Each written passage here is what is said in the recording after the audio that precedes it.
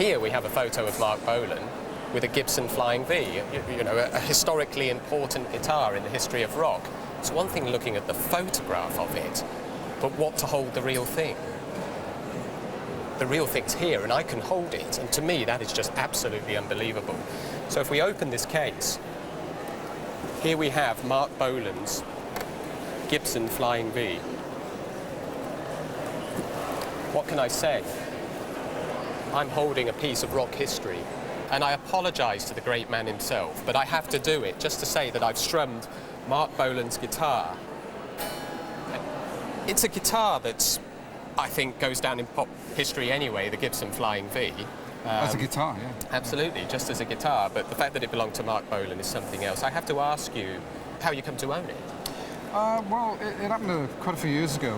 The official Mark Bolan fan club came up for sale. Right. So that was our first way into Mark Bolan, and then we got to know the guy that was running it for 20 years. Right. And it just came about in a conversation, would you like to own Mark's guitar and outfits? And that's how it came about. Well, look, I'm going to put it back in the case, because I'm tempted to walk off with it, frankly, but let's put it back in the case, okay. Because having his guitar is one thing, that's fantastic in its own right, but we've got a kind of double whammy here as well, because what we've got are two of his stage outfits as well. Yeah. And if we can look at the photographs we've got here, this is the lame kind of jumpsuit we've got here. Now, I mean, what can you tell me about this particular sort of gold lame outfit? Okay, he did loads of live performances around the world, particularly one he did in '72, which was the Sundown concert. Right. He also used it to perform Children of the Revolution in 1972. Right. And what about the sailor top here as well? I think we've got a photo of him wearing the sailor top.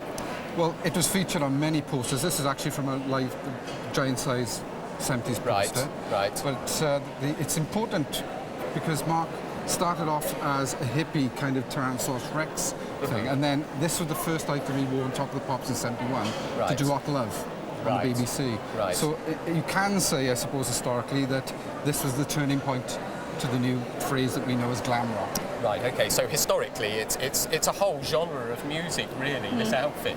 Yeah. It's quite amazing. I can't believe I'm actually touching it, quite frankly. I hate to talk about values in some ways, but I suppose it's important that we do. How long is a piece of string with things like this? I've seen pop music memorabilia move an enormous amount in the last few years, but only for specifically very, very good items. So in terms of valuing them, it's almost impossible, frankly. I mean, I think I'm going to have to be conservative in my estimates. And I have to be honest with you, I think this top is worth probably £8,000 to £12,000 at auction. That's my feeling. I think that the lame suit is worth a similar amount at auction as well, £8,000 to £12,000. Now, the guitar is something else. I look at a guitar like that, it's inscribed Mark Bolan. What do I say? I think Keith Moon's drum set came up for sale a couple of years ago and made £120,000. So who knows, on the day if this went up for sale, maybe it'd make 50,000, maybe it'd make 60,000, I don't know, but it's an indisputable piece of rock history. So, thank you. Thank you. Thank you very much indeed.